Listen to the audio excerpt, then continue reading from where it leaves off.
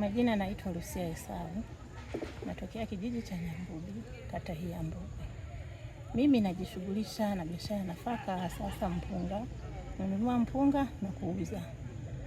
Changamoto zinazotufanya sisi kina mama tusirudishe mikopo kwa wakati. Unakuta mama unakuja kuchukua mkopo.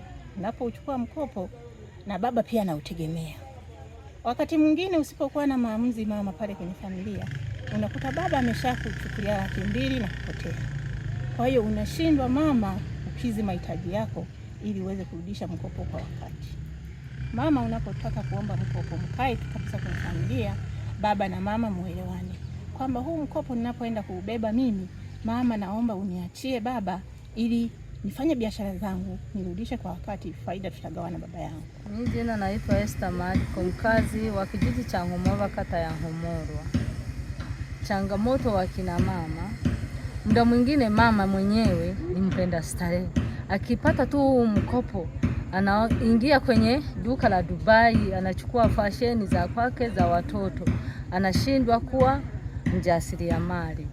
Hasa kama mimi, hata kama kikundi chetu, tunahangaika kusomesha watoto. Watoto wako chuo, wengine wako form 1. Hasa hapo inabidi msaidiane na mzee, mtoto aweze kusoma. Ndio changamoto hizo wa kina baba. Sawa, una wito gani ukuambia kina mama wenzako?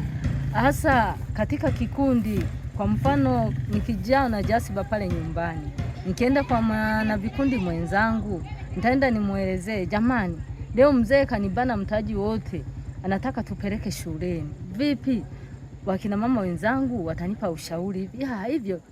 Mwende tu naye mzee ajipige muongeze mtumie mtoto.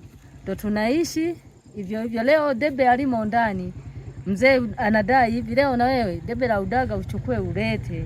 Ndio maisha mnainuana kwa pamoja. Mimi naomba tu vijana wenzangu watoe kabisa ile imani ya kwamba mama sijui hawezi. Mimi mama namshukuru kwanza kwa mikopo anayotupa sisi kama vijana. Kwa mfano kama leo ametupa milioni 13 na Laki5 kwa ajili ya kuendeleza miradi yetu. Unaona?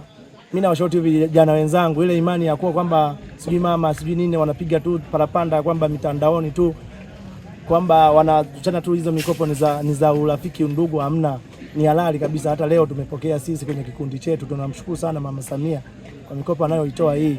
Sawa. Tumeona kuna changamoto baadhi ya vijana wakishindwa kurejesha zile fedha na mwisho wa siku kuonekana pia wanadaiwa. Changamoto inayopelekea watu hususan vijana kutorudisha mikopo kwa wakati ni nini?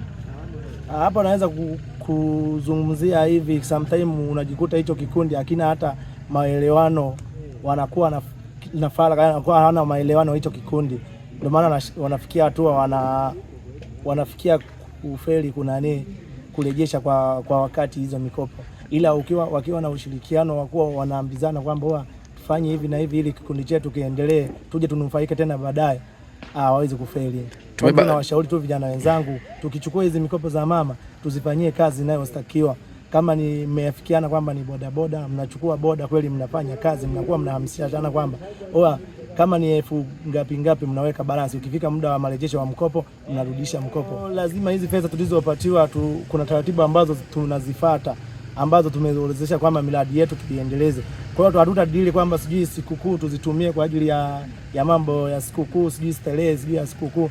Kwa vijana wenzangu watuliochukua hizi pesa, tunaomba kabisa tujisimamie, tuzingatie ile miradi yetu ambayo tumechukulia kwa sababu ya miradi kadhaa tukatimiza malengo yetu.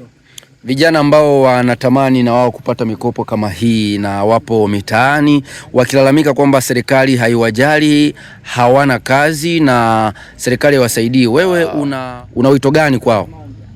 Mimi na wito tu wa kwamba wanapotuona sisi vijana kama sisi hivi tunafaidika na hizi mikopo, wajaribu kutufuatilia ili tuwape miongozo ya kwamba zinapatikanaje hizi mikopo, kuna taratibu za kufuata, tusifuate na wao ili waweze kuzifuata hizo taratibu, hatimaye na wao wakapata hizi mikopo za mama.